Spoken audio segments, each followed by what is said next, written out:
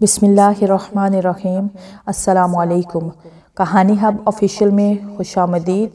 आज फिर दोस्तों मैं आपके लिए एक बहुत ही अच्छी और सच्ची कहानी लेकर आई हूँ। नए आने वाले दोस्तों से गुजारिश है कि वो मेरा चैनल को सब्सक्राइब करें और बेल आइकन को प्रेस करें। तो चले बढ़ते हैं कहानी की जानिब। अगला सारा दिन शुर्ली का सोचों में गुजर गया कि वो जब जैक से मिलेगी तो वो कैसा होगा, क्या बात होगी उनके बीच। किसी वक्त तो शुर्ली उसके पास न जाने का फ़ैसला कर लेती, लेकिन अगले ही लम्हे शुर्ली को उसकी बात याद आ जाती। मैं किसी भी हद तक जा सकता हूँ। शाम होने तक शुर्ली ने हतमी फ़ैसला कर लिया था कि वो जग से ज़रूर मिलेगी और इसके लिए वो मुकम्मल तौर पर जहन से तैयार भी हो चुकी थी। शुर्ली ने आज जेम्स को नहीं बताया था कि वो कहाँ जा रही है और किससे मिलने जा रही है। उसने नहा धोकर जैक का दिया हुआ ब्लैक गाउन पहन लिया, जो उसकी टांगों से कुछ ही ऊपर था लेकिन घुटनों से थोड़ा सा नीचे था। शुर्ली इस ब्लैक ड्रेस में पाकिस्तान से आई हुई कोई परी मालूम हो रही थी। उसने अपने गोल बालों में ब्रश फेरा और उन्हें अपनी कमर में फैला दिया। उसका हुस्न मेकअप का मोहताज नहीं था, इसलिए उसने मेकअप नहीं किया। बस होंठों पर हल्की सी सुर्ख लिपस्टिक और आंखों में हल्का सा लाइनर लगाया। उसने पाँव पर छोटी हील वाली जूती पहनी और हाथ में जैक की पर्ची लिए, जिसमें जैक ने होटल का पता लिखा था। घर से बाहर निकल पड़ी। शुर्ली ने घर को लॉक किया तो उसका दिल घबराने लगा। उसका जेम्स को अकेले घर छोड़कर जाने को दिल नहीं चाह रहा था। उसे डर था कि कहीं इसकी गैर मौजूदगी में कुछ गलत ना हो जाए। शुर्ली ने ठंडी आँख भरी और हर तरह के खौफ को अपने जहन से निकाल कर चलने लगी। सड़क पर आकर उसने एक टैक्सी वाले को हाथ का इशारा किया तो वो टैक्सी उसके सामने आकर रुक गई। उसने टैक्सी वाले को वो पर्ची दिखाई जिस पर होटल का पता लिखा हुआ था। टैक्सी वाले ने वो पता पढ़कर हैरत से शुर्ली को देखा, फिर बोला, मैडम, इस जगह तो ऐसा वैसा कोई होटल नहीं है। शुर्ली हैरत से चौंक कर टैक्सी वाले को देखने लगी, लेकिन इसने सोचा कि शायद इसे कोई गलत फहमी हुई है या फिर ये कभी वहाँ गया ही नहीं। ऐसा कैसे हो सकता है? उसने हैरत से कहा। ऐसा ही है, तुम चलो तो सही, टैक्सी वाले ने जोर देकर कहा। आपने पी रखी है? शुर्ली को गुस्सा आ गया, क्योंकि उसे पता था कि जक ने अगर पता लिखा है तो वाकई ऐसा कोई होटल होगा। लेकिन दिलचस्प बात यह थी कि शुर्ली ने आज तक खुद उस होटल के बारे में नहीं सुना था। मुझे माफ़ कीजिए, अब किसी और के साथ चली जाइए, टैक्सी वाले ने बेजारी से कहा और टैक्सी आगे बढ़ा ले गया। शुर्ली अभी खड़ी सोच ही रही थी कि जब ही उसके सामने एक आलीशान, खूबसूरत और बहुत ही लंबी चौड़ी ब्लैक गाड़ी आकर रुकी। शुर्ली ने चौंक कर गाड़ी की तरफ देखा तो गाड़ी की ड्राइविंग सीट से एक आदमी बाहर आया और पिछली सीट का दरवाज़ा खोलकर शुर्ली से बड़े अदब से बोला, मैम, क्या आप होटल जाना चाहती हैं? शुर्ली को हैरत का झटका लगा। आपको कैसे मालूम है? हमें सर जैक ने भेजा है, हम उनके मुलाजिम हैं, उस आदमी ने जवाब दिया। शुर्ली ने इस बात में सर हिलाया और गाड़ी की पिछली सीट पर बैठ गई। उस आदमी ने दरवाज़ा बंद कर दिया और खुद ड्राइविंग सीट संभाल ली और गाड़ी स्टार्ट कर ली। शुर्ली सोच रही थी कि जैक को कैसे पता चल गया कि वो यहाँ खड़ी है। गाड़ी बहुत बड़ी और आरामदेह थी। शुर्ली ने सोचा कि शायद जैक बहुत अमीर तरीन आदमी है। शुर्ली को 3 बार यूँ महसूस हुआ जैसे वो आदमी इसे बैक मिरर से देख रहा था, लेकिन जब शुर्ली देखती तो ऐसा कुछ ना होता था। शायद ये इसका वहम था या हकीकत। सफ़र खामोश से तय हो गया। वो आदमी गाड़ी से निकला और पिछली सीट का दरवाज़ा खोल दिया। शुर्ली गाड़ी से बाहर आ गई और हैरानगी से सामने होटल को देखने लगी, जो काफ़ी सीढ़ियाँ चढ़कर आता था, जैसे इबादत गाह हो। शुर्ली के वहमो गुमान में भी नहीं था कि ये होटल नहीं था, ना ही इसने इतना खूबसूरत होटल पहले कभी देखा था। उसने इस जगह के बारे में सुन रखा था, लेकिन इस जगह पर इस होटल के बारे में आज पहली दफ़ा सुना था। शुर्ली आहिस्ता आहिस्ता दरकते हुए दिल के साथ सीढ़ियाँ चढ़ने लगी।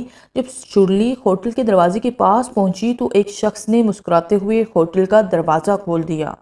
शुर्ली ने सोचा कि शायद ये सब इसकी आमद के बारे में जानते होंगे। वो होटल के अंदर आ गई। होटल की लड़कियों ने इस पर फूल बरसाने शुरू कर दिए। शुर्ली ने हल्का सा मुस्कुराते हुए फूल अपने ऊपर से झटक दिए और आगे बढ़ी। शुर्ली इतना बड़ा खूबसूरत आलीशान व वसी अरीज होटल देखकर हैरान थी। ये होटल उसकी तवक्का से बढ़कर था। पूरा होटल रोशनियों से जगमगा रहा था। एक दराज-कद नौजवान पेंट कोट में मलबूस शुर्ली की तरफ पीठ किए हुए खड़ा था।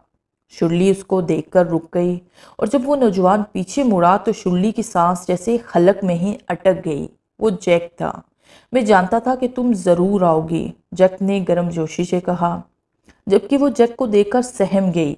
जैक ने उसको सर से पाँव तक देखा और मुस्कुराकर अपना हाथ उसकी तरफ बढ़ाया और नरमी से बोला, मुझे इजाज़त दो डार्लिंग। शुर्ली ने खामोशी से अपना हाथ जैक के हाथ में दे दिया और अपना खुश्क गला तर करने लगी। जैक को उसके एक खूबसूरत टेबल के पास लाया। जैक ने शुर्ली के लिए कुर्सी पीछे की। वो कुर्सी पर बैठ गई और जैक खुद भी उसके सामने कुर्सी पर बैठ गया। तुम बहुत ही खूबसूरत लग रही हो, काफ़ी देर शुर्ली को देखने के बाद जैक ने मुस्कुराते हुए कहा। शुर्ली कब से नज़रें झुकाकर बैठी हुई थी। जैक की तारीफ करने पर शुर्ली ने नज़रें उठाकर उसकी तरफ देखा और दोबारा नज़रें नीचे झुका ली। जैक ने एक वेटर को इशारा किया तो थोड़ी देर बाद वो खाना ले आया और टेबल पर सजा दिया। ये सब क्या है? शुर्ली ने पहली बार लब खोले। क्या ये सब जाहिर नहीं है? जैक ने शुर्ली को गहरी निगाहों से देखते हुए कहा। शुर्ली ने कोई जवाब नहीं दिया तो जैक ने दुनिया भर का प्यार अपने लहजे में समोते हुए कहा, ये प्यार है। तुम चाहते क्या हो मुझसे? शुर्ली का लहजा सख्ता। तुम अब भी मुझसे ये सवाल पूछ रही हो? जैक ने संजीदगी से कहा। शुर्ली ने जैक के इस अंदाज में कुछ अजीब ही महसूस किया कि वो इसे देखते ही रह गई। छोड़ो इन बातों को, खाना खाओ, हाथ तुम्हारे लिए हैं। जैक ने बात करो किसी तरफ मोड़ते हुए कहा। शुर्ली ने घबराते हुए इस बात में सर हिलाया। होटल की मध्यम रोशनियों में किसी अजनबी लड़के के साथ पहला डिनर था। उसे इस किस्म की चीज़ों का कतई कोई तजुर्बा न था। शुर्ली ने खाना शुरू कर दिया। थोड़ी देर बाद शुर्ली ने नज़रें उठाकर जैक को देखा, जो दोनों हाथों की उंगलियां एक दूसरे के बीच लिए अपनी थोड़ी के नीचे रखकर शुर्ली को प्यार से देख रहा था। तुम खाना नहीं खाओगे? शुर्ली ने पूछा। नहीं, मुझे भूख नहीं है। ये सब तुम्हारे लिए है, वो मुस्कुराते हुए बोला। अगर तुम नहीं खाओगे तो मैं भी नहीं खाऊंगी। वो खाना छोड़कर बैठ गई। हकीकत में उसके दिल में खौफ आ गया था कि कहीं खाने में कुछ मिला न हुआ हो। जैक ने भुएं अचकाकर शुर्ली को देखा। ये क्या कह रही हो? हाँ, मैं सच कह रही हूँ। वो इसके चेहरे को पढ़ती जा रही थी कि ये क्या सोच रहा है। किसी को डिनर पर इनवाइट क्यों किया जाता है? ताकि इकट्ठे बैठकर खाना खाया जाए, और मैं अकेले खा रही हूँ। तुम नहीं खा रहे इसलिए मैं भी नहीं खाऊंगी। अगर तुम नहीं खाओगे तो मैं भी नहीं खाऊंगी। शुर्ली ने फैसला सुना दिया। जैक शुर्ली की बात पर कहकहा मारकर हंस पड़ा। ठीक है, जैक ने कहा और खुद भी उसके साथ खाने लग गया। खाने से फारिग होने के बाद जैक ने शुर्ली से कहा, मैं तुम्हें कुछ देना चाहता हूँ। क्या? शुर्ली ने तजस्सुस से पूछा। अपनी आंखें बंद करो, जैक ने कहा। शुर्ली उसकी बात पर हैरान हो गई। वो आंखें बंद नहीं करना चाहती थी, वो अंदर ही अंदर से घबरा रही थी। जैक हल्का सा ज़ेरे लब मुस्कुराया और शुर्ली की कैफियत भांग कर बोला, ठीक है, आंखें ना बंद करो। एक वेटर जैक के इशारे पर ब्लैक रंग का जूली का बॉक्स ले आया। शुर्ली तजस्सुस से बॉक्स को देखने लगी कि इसमें क्या चीज़ है। जैक ने वो बॉक्स खोला तो उसमें से इंतहाई खूबसूरत लॉकेट निकालकर शुर्ली के पीछे आया और उसके गले में पहना दिया। 4 मुलाजिम एक बहुत बड़ा शीशा लेकर आए और शुर्ली के सामने रखकर ला खड़ा किया। शुर्ली लॉकेट को देखकर हैरान रह गई। ये क्या है? ये डायमंड है, जैक ने कहा। शुर्ली गले में पहने लॉकेट को हाथ लगाकर शीशे में देख रही थी। ये तो इंतहाई महंगा है। शुर्ली की बात का जवाब उसने नहीं दिया। उसने 4 मुलाजमों को इशारा किया और वो शीशा लेकर चले गए। जैक अपने घुटनों के बल शुर्ली के सामने ज़मीन पर बैठ गया और अपना हाथ शुर्ली की तरफ बढ़ाकर मुहब्बत भरे लहजे में कहा, मेरे साथ डांस करोगी? शुर्ली ये सुनकर कांप गई, लेकिन उसके पास कोई चारा ना था। उसने ना चाहते हुए भी अपना हाथ जैक को दे दिया। काफ़ी तादाद में लड़के धीमी आवाज़ में वायलिन बजाने लगे। जैक ने शुर्ली को कमर से पकड़कर अपने करीब कर लिया। शुर्ली घबरा गई। वो दोनों डांस करने लगे। शुर्ली जैक से मुतासर हो गई थी, लेकिन इस वक्त वो जैक के बेखत करीब थी। इससे पहले इतना कभी नहीं थी, जिस वजह से उसे कुछ अजीब और पुरअसरार लग रहा था। जैक के जिस्म में कोई हरकत महसूस नहीं हो रही थी। शुर्ली को लगा कि ये इसका वहम है, इसे इतना नहीं सोचना चाहिए, ये इसका डर है जो इस पर हावी हो रहा है। जैक ने शुर्ली को घुमाया और दूर करके फिर उसे अपने करीब कर लिया। शुर्ली उसके गले को लग गई थी। तुमने मुझे पहली बार कहाँ देखा था जैक? शुर्ली ने नरम लहजे में पूछा। बस स्टॉप में, और तुम्हें वहीं देखकर मेरा दिल तुम पे आ गया। शुर्ली की कमर अब जैक के सीने पर थी। जैक ने शुर्ली को सीधा किया और बोला, मेरी आंखों में देखो, क्या नजर आ रहा है तुम्हें? शुर्ली जैक की आंखों में देख के आंखें डालकर देखती रही लेकिन कुछ नहीं बोली। आई लव यू, जैक ने प्यार भरे लहजे में कहा। वो एकदम उससे दूर हो गई। वो उससे मुतासर तो हो गई थी लेकिन वो इसकी बात का क्या जवाब दे, इससे ये फैसला नहीं हो रहा था। जैक उसे मुसलसल देख रहा था कि उसे क्या हुआ है। शुर्ली ने कोई जवाब नहीं दिया और होटल से भाग गई। जैक आराम से मुतमिन चलता हुआ शुर्ली के पीछे आया लेकिन होटल के दरवाजे पर रुककर उसे जाता हुआ देखने लगा। शुर्ली भागते हुए नीचे सीढ़ियों से उतरी और घर की तरफ भागने लगी। शुर्ली ने घर आकर दरवाज़ा बंद किया और दरवाजे के साथ टेक लगाकर ज़ोर ज़ोर से हाँफने लगी। भागने के बायस उसका सांस बुरी तरह फूला हुआ था। शुर्ली अभी ठीक से संभली नहीं थी कि दरवाजे की घंटी बजी। शुर्ली घंटी की आवाज़ सुनते ही चौंकी। कौन? उसने अंदर से ही पूछा। जैक, बाहर से आवाज़ सुनाई दी। वो हैरत ज़दा थी कि जैक इतनी जल्दी उसके पीछे यहाँ कैसे आ गया। फिर सोचा कि हो सकता है कि वो गाड़ी में आया हो। उसने ये ख्याल अपने जहन से झटक दिया और दरवाज़ा खोल दिया। दरवाजे के बिल्कुल सामने बेहद हसीन नौजवान जैक अपने लबों पर दिल मोह लेने वाली मुस्कुराहट सजाए खड़ा था। तुम ऐसे पागलों की तरह वहां से भागी क्यों चली आई? जैक ने दरवाजे पर ही खड़े होकर पूछा। शुर्ली के पास इस सवाल का कोई जवाब न था। वो जवाब देती भी क्या देती। शुर्ली बाहर आ गई और घर का दरवाज़ा बंद कर दिया। जैक ने मुस्कुराते हुए शुर्ली को तजस्सुस भरी निगाहों से देखा। मुझे अंदर आने के लिए नहीं कहोगी? तुम इतनी जल्दी यहाँ कैसे पहुँच गए? शुर्ली ने उसके सवाल का जवाब देने की बजाय उल्टा सवाल दाग दिया। हकीकत ये थी कि वो नहीं चाहती थी कि जैक अंदर आए, लेकिन वो ये भी जानना चाहती थी कि वो यहाँ इतनी जल्दी कैसे पहुँचा।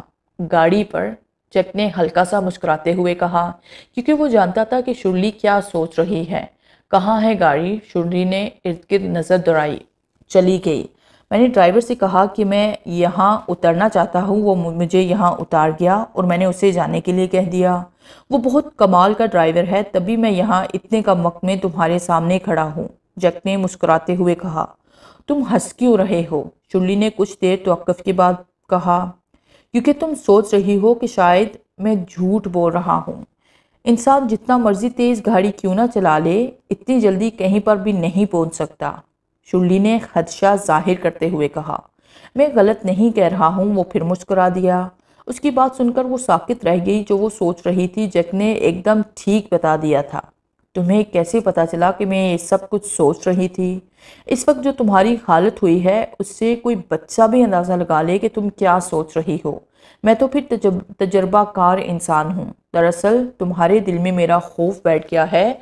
बैठता भी क्यों ना, मैंने तुम्हें डराया ही बहुत है, जैक बोला और कहकहा मारकर हंस दिया। वो इसे देखती रह गई। उसे अपनी बेइज्जती महसूस हुई। उसे जैक का हंसना बुरा लगा। तुम बहुत अजीब हो, मुझे न जाने क्यों पुरअसरार लगते हो, शुर्ली ने आखिरकार अपने दिल की बात कह दी। कुछ देर पहले शुर्ली जो जैक से मुतासर हो गई थी, जैक की बातें सुनकर उसका फिर उसके बारे में ख्याल बदल गया। जैक संजीदा हो गया। हम बैठकर तफसील से बात कर सकते हैं? जैक का इशारा घर की तरफ था, जो शुर्ली समझ गई थी। नहीं, तुम जाओ अब यहाँ से। मैं कौन सा पहली बार यहाँ आया हूँ? पहले भी आ रहा हूँ। बहुत नाइस है तुम्हारा भाई, जैक ने तहम्मुल से संजीदा लहजे में कहा। आइंदा मेरे भाई से दूर ही रहना, शुर्ली ने सख्त लहजे में कहा। जैसा तुम चाहो। मैं तो यहाँ ये जानने के लिए आया हूँ कि तुमने मेरे प्रपोजल का जवाब नहीं दिया। क्या ख्याल है तुम्हारा उस बारे में? तुम ना भी करोगी तो मुझसे बच नहीं सकती, लेकिन फिर भी तुम्हारी राय जानना चाहता हूँ, जैक ने संजीदा लहजे में कहा। तो शुर्ली उसका ये अंदाज देखकर सहम गई। मुझे थोड़ा वक्त दो, मैं तुम्हें सोच कर बताऊंगी। जैक ने कुछ देर गहरी नज़रों से शुर्ली को देखा और फिर ओके कहकर वापस जाने के लिए पलट गया। जैक ने जाते ही शुर्ली दरवाज़ा बंद कर दिया और खिड़की से पर्दा सरकाकर उसे जाता हुआ देखने लगी। जैक ने पीछे मुड़कर देखा तो शुर्ली ने घबराकर पर्दा आगे कर दिया। जैक मुस्कुराया और दोबारा चढ़ने लगा। ऑफिस में लंच ब्रेक हुआ था। शुर्ली ने कैंटीन से काफ़ी और कुछ बिस्किट्स खरीदे। शुर्ली उन्हें पकड़े वापस कैबिन में आ रही थी कि उसकी टक्कर फ्रैंक से हो गई, जो शुर्ली का कोलीग था। सॉरी, शुर्ली ने माजरत खा लहजे में कहा। उसे बाकी पता न चला था कि फ्रैंक आ रहा है। कोई बात नहीं, मैंने भी तुम्हें नहीं देखा, फ्रैंक ने खुशगवार लहजे में कहा। फ्रैंक वही था जो शुर्ली का अच्छा दोस्त था। दोनों के दरमियान पाकीज़ा ताल्लुक था, इसमें कोई नफसानी ख्वाहिशात शामिल नहीं थी। शुर्ली जवाब में सिर्फ मुस्कुराई और बाहर आकर बेंच पर बैठ गई। थोड़ी देर बाद फ्रैंक शुर्ली के बराबर आकर बैठ गया। शुर्ली सोचों में ऐसी गुम थी कि उसे फ्रैंक के आने का पता भी न चला। आजकल कहाँ कोई रहती हो? फ्रैंक की आवाज़ पर शुर्ली यूं चौंकी जैसे नींद से बेदार हो गई हो। अगर कोई परेशानी है तो मुझे बताओ, मैं शायद कोई तुम्हारी मदद कर सकूं। फ्रैंक के लहजे में हमदर्दी थी। शुर्ली वाकई उस दिन से खोई हुई थी और परेशान सी रहने लगी थी जब से जैक उसकी ज़िंदगी में आया था। शुर्ली ऑफिस का कोई भी काम ठीक से अंजाम नहीं दे पा रही थी। फ्रैंक काफ़ी दिनों से उसको नोट कर रहा था। इस वक्त भी वो जैक से होने वाली कल की मुलाकात के बारे में सोच रही थी कि वो इसके प्रपोजल का क्या जवाब दे। ये फ्रैंक की आवाज़ ने उसे चौंका दिया था। तुम क्या कोई भी मेरी मदद नहीं कर सकता? शुर्ली ने बेबसी से कहा। शुर्ली को जैक के कहे हुए अल्फाज याद आ गए थे। मैं किसी हद तक भी जा सकता हूँ। वो फ्रैंक को इस मामले में घसीटकर मुश्किल में नहीं डालना चाहती थी। देखो, कुछ भी है, हिम्मत मत हारो। जो कुछ भी तुम्हारे दिल में बीत रहा है मुझे बताओ, मैं तुम्हारा राजदान बनकर रहूंगा, फ्रैंक ने मजबूत लहजे में कहा। उस वक्त शुर्ली को ऐसे साथी की जरूरत थी जिसके कंधे पर सर रखकर वो रो दे और वो बोलती जाए और वो सुनता जाए। शुर्ली ने सोचा कि शायद बाकी फ्रैंक कोई खल निकाल लेगा, इसलिए शुर्ली ने हामी भर ली कि वो फ्रैंक से कुछ भी नहीं छुपाएगी। मैं तुम्हें सब कुछ बताऊंगी, लेकिन यहाँ नहीं, शाम को हम मूवी देखने चलेंगे तो सुकून से बैठकर बातें कर लेंगे, शुर्ली ने कहा। ठीक है, तुम तैयार रहना, मैं तुम्हें पिक करने आऊँगा, फ्रैंक ने कहा। शुर्ली ने इस बात में सर हिला दिया और फ्रैंक के कंधे पर सर रख दिया। जैक ऑफिस के कुछ फासले पर खड़ा उन दोनों को इतना करीब देख रहा था। उसकी आंखें शोले उगने लगी, उसका खून खोल रहा था। उसने खुद पर पड़ी मुश्किल काबू पाया और वहां से चला गया। शाम को शुर्ली जाने के लिए तैयार थी। उसने जेम्स को बता दिया था कि वो फ्रैंक के साथ बाहर जा रही है, थोड़ी देर तक आ जाएगी। शुर्ली ने जेम्स को सख्ती से ताकीद की कि वो इसके जाने के बाद कोई उल्टी सीधी हरकत ना करे और घर में ही रहे। अगर कोई दरवाजे की घंटी बजाए भी तो वो ना खोले। जेम्स वैसा ही करता था जैसा शुर्ली कहती थी। जेम्स ने वादा किया कि वो कोई गलत काम नहीं करेगा, ना ही बाहर जाएगा और ना ही किसी को अंदर आने देगा। दोनों की गुफ्तगू खत्म हुई तो दरवाजे की बेल बजी। शुर्ली ने दरवाजे की तरफ देखा और फिर जेम्स की तरफ देखकर बोली, मैं जा रही हूँ, अपना ख्याल रखना। शुर्ली ने जेम्स के गाल पर बोसा दिया और जेम्स ने शुर्ली के गाल पर। शुर्ली दरवाजे की तरफ पढ़ने लगी कि उसके दिमाग में न जाने ऐसा क्या आया कि वो पीछे मुड़ी और हाथ में घर का ताला पकड़ लिया। मैं कोई रिस्क नहीं लेना चाहती, इसलिए तुम्हें अंदर बंद कर रही हूँ, शुर्ली ने मुस्कुराते हुए कहा। जेम्स भी हंस दिया और अपने कमरे में चला गया। शुर्ली ने दरवाज़ा खोला। ये देखकर हैरान रह गई कि बाहर कोई भी नहीं था। शुर्ली ने इटगिर्द देखा, लेकिन दूर दूर तक कोई भी नहीं था। शुर्ली को तफ्तीश हुई कि फ्रैंक नहीं आया तो घंटी किसने बजाई। फिर अगले ही लम्हे शुर्ली समझ गई कि ये हरकत ज़रूर जैक की होगी। जैक की ऐसी हरकतें शुर्ली की समझ से बाहर थी। शुर्ली वापस पलटी तो उसके कदमों ने कुछ छुआ।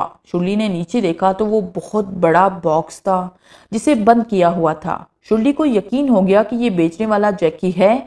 शुर्ली ने वो बॉक्स उठाया। वो बहुत ही भारी था, जैसे उसमें कोई वजनी चीज़ हो। उसने बमुश्किल उसको उठाया और दरवाज़ा बंद करके घर के अंदर आकर सोफे पर बैठ गई और वो बॉक्स खोलने लगी। जैसे ही शुर्ली ने वो बॉक्स खोला, उसकी खलक से दिल को लर्जा देने वाली चीख बुलंद हुई। वो दहशत के मारे चीखने लगी। जेम्स अपने कमरे से भागता हुआ आया। इससे पहले कि वो जेम्स बॉक्स देखता, शुर्ली ने उसकी आंखों पर अपने हाथ रख दिए और रोने लगी। बॉक्स के अंदर फ्रैंक के जिस्म के छोटे छोटे टुकड़े थे, लेकिन फ्रैंक का सर सही सलामत था।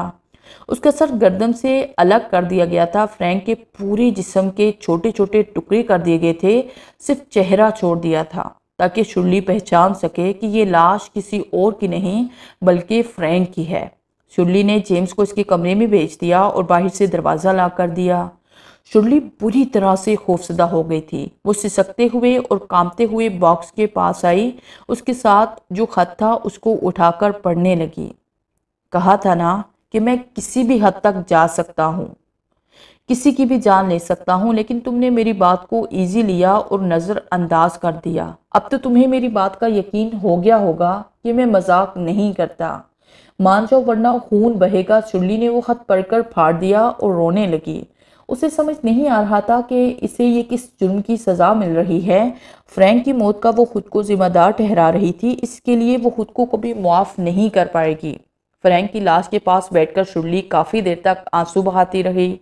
उसके बाद शुर्ली कुछ सोचकर पुलिस स्टेशन चली गई। शुर्ली ने इंस्पेक्टर जॉनसन को सारा वाकया सुनाया कि कब से किस तरह से जैक उसे परेशान कर रहा है और अब उसने उसके दोस्त को कत्ल कर दिया है। इंस्पेक्टर जॉनसन ने बड़े तहम्मुल से शुर्ली की सारी बात सुनी, फिर बोला, आप मान जाती तो क्या खर्च था, आज ऐसे कत्ल तो ना होता। मैं गुनहगार हूँ, बहुत पछता रही हूँ। शुर्ली रोने लगी। लेकिन अब वो एक कातिल है और मैं एक कातिल से शादी नहीं कर सकती। अब जल्द से जल्द उसे गिरफ्तार कर लें।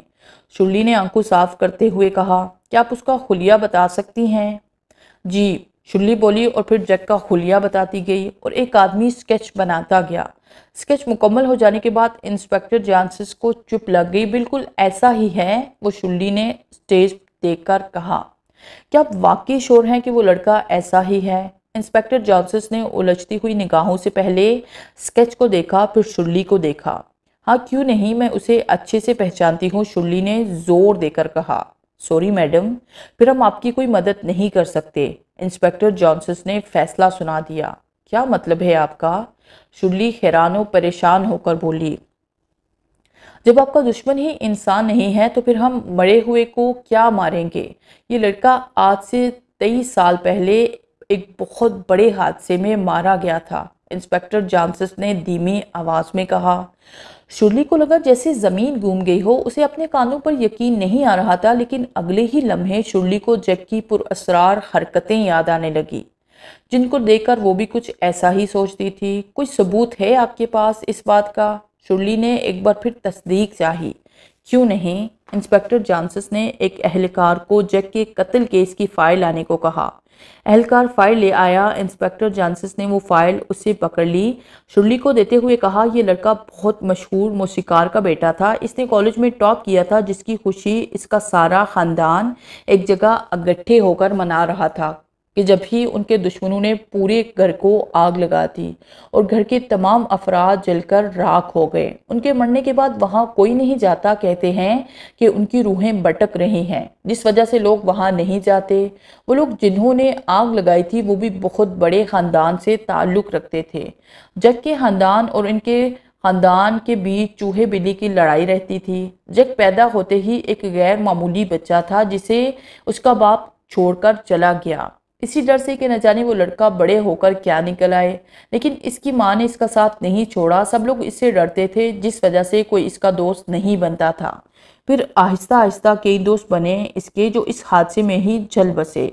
जैक को अपने दुश्मन खानदान की एक लड़की से मोहब्बत हो गई थी जिसका नाम शुर्ली था। वो भी जैक से बेइंतहा मोहब्बत करती थी।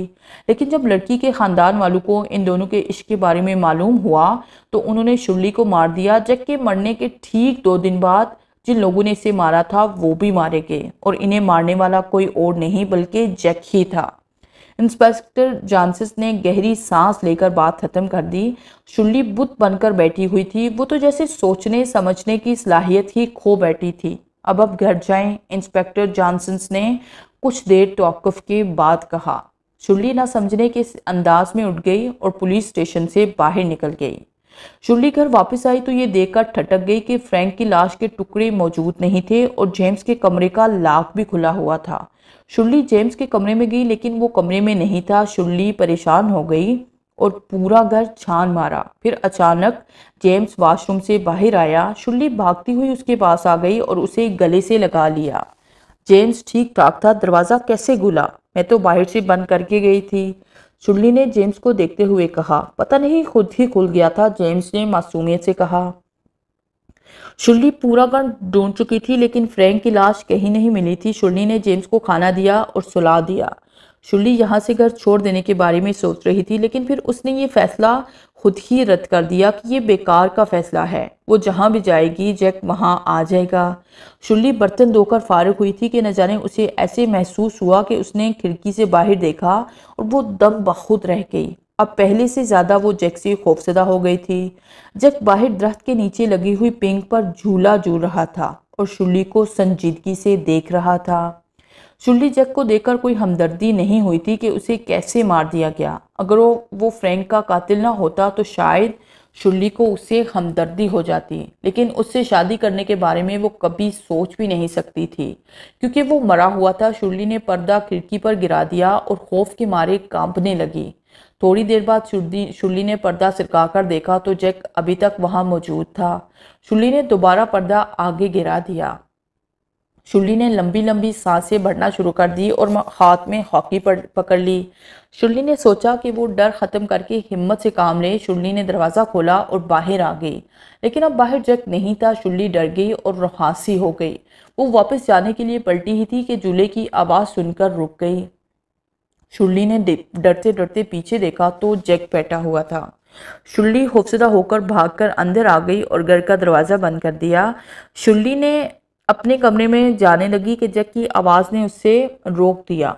शुर्ली खौफ के मारे कांपने लगी क्योंकि आवाज़ उसके पीछे से आई थी। शुर्ली ने डरते डरते पीछे मुड़कर देखा तो वाकई जैक खड़ा था। शुर्ली दहशत के मारे दीवार के साथ लग गई। क्या चाहते हो तुम? चले जाओ यहाँ से प्लीज, जान छोड़ दो मेरी। मैं तुमसे शादी नहीं कर सकती क्योंकि तुम मुर्दा हो, शुर्ली ने चीख कर कहा। शुर्ली की बात सुनकर जैक का खून खोल उठा और उसने शुर्ली को हवा में लटका दिया। शुर्ली चीख रही थी। जैक उसे कभी इधर और कभी उधर हवा में लहराता रहा। शुर्ली की चीख सुनकर जेम्स की नींद से बेदार हो गया था। वो बाहर आया। उसने शुर्ली को हवा में लटके और सामने खड़े जैक को देखा तो वो पहचान गया था। ये वही है जो इसे गुलदस्ता देकर गया था। जेम्स भागता हुआ जैक के पास आया और उसके पेट में 2-3 मुक्के मारे। छोड़ो मेरी बहन को, छोड़ दो शैतान कहीं के, जेम्स उसे मारते हुए चीख रहा था। जेम्स चले जाओ यहाँ से प्लीज, जैक इसे छोड़ दो, शुर्ली चिल्लाई। जैक ने जेम्स को इतने जोर से पीछे की तरफ धक्का दिया कि वो मासूम पूरी ताकत से दीवार के साथ टकराया और जान से हाथ धो बैठा। जैक ने शुर्ली को छोड़ दिया और वह जमीन पर धर्म से गिर गई। शुर्ली ने अपनी परवाह नहीं की और जेम्स की तरफ तेजी से लपकी। उसने जेम्स का सांस और दिल की धड़कनें चेक की। शुर्ली की आंखों में आंसू आ गए। उसे अपनी भाई की मौत का यकीन हो गया था। जेम्स की आंखें ऐसे खुली हुई थी जैसे मरने से पहले कोई बहुत भयानक चीज देख ली हो। शुर्ली के सामने जेम्स की मौत हो गई थी। शुर्ली खुद को कोसने लगी कि वो अपनी कुर्बानी दे देती क्योंकि इसकी वजह से इसके भाई को कुर्बान होना पड़ा। शुर्ली जेम्स को गोद में लिए रोती रही और जैक खड़ा चुपचाप देखता रहा। शुर्ली ने जेम्स को प्यार से जमीन पर रखा और खूनहार नजरों से जैक को घूरा। शुर्ली जैक के पास लिपकी, इसे मारने की गर्ज से। शुर्ली को अपने से दूर रखने के लिए जैक ने अपना सिर्फ एक ही हाथ इस्तेमाल किया था कि वो बहुत दूर जाकर मेज पर गिरी और मेज के शीशे किरची किरची हो गए। शुर्ली जख्मी हो गई थी क्योंकि कुछ शीशे उसे भी चुभ गए थे। शुर्ली की जब आंख खुली तो वो स्ट्रेचर पर पड़ी थी। उसके बदन पर जगह जगह सफ़ेद पट्टियां बंधी हुई थी। शुर्ली के पड़ोसियों में से किसी ने पुलिस को इतला दी थी। पुलिस आई, उसने फ्रैंक के टुकड़े इकट्ठे किए, जेम्स को भी दफना दिया।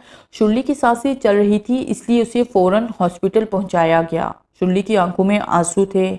उसकी आंखों के सामने उसके भाई का चेहरा घूम रहा था। शुर्ली ने दाईं जानिब देखा तो जैक शीशे की दीवार के पीछे खड़ा उसे ही देख रहा था। शुर्ली को उसकी शक्ल देखकर गुस्सा आ गया। वो उठी तो उसके जिस्म से टेस थी। उसने अपने जख्मों की परवाह किए बगैर रूम से बाहर निकल आई। शुर्ली मेरी बात सुनो, जैक ने कुछ कहना चाहा कि शुर्ली ने उसे जोर से धक्का दिया। वो शुर्ली के पीछे लपका। शुर्ली ने हॉस्पिटल की 5 मंजिला इमारत से छलांग लगाकर खुदकुशी कर ली और जैक दम बखुद रह गया।